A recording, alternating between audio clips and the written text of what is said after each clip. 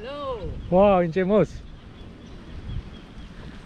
Hai Suresh. Betul lah, tak sangka. Ini dia. Abang Mus yang memang sejak I start my journey, memang I nak jumpa dia sebab I memang suka dengan cara pemakaian dia masa cycling, pakai jeans. Memang ramai tak buat benda tu ya. Yeah, it's my trademark. Ramai trademark dia tu. Tengok ni. Tengok. Shirts and jeans. Tengok ni, something unique kan. Not macam ada uniform, ramai ada uniform. No, we don't need any uniform ya. So this is very unique. And then I nampak dia ni one of the otai.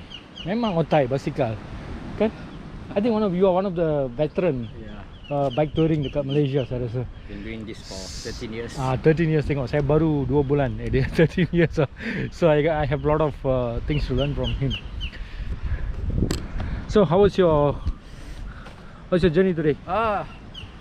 Well, about 3 kilometers from my campsite, I had a burst tire. The tire is useless. I have to get a new one.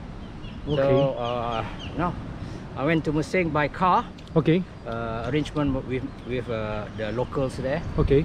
And have it replaced. And my friends, they cycle off.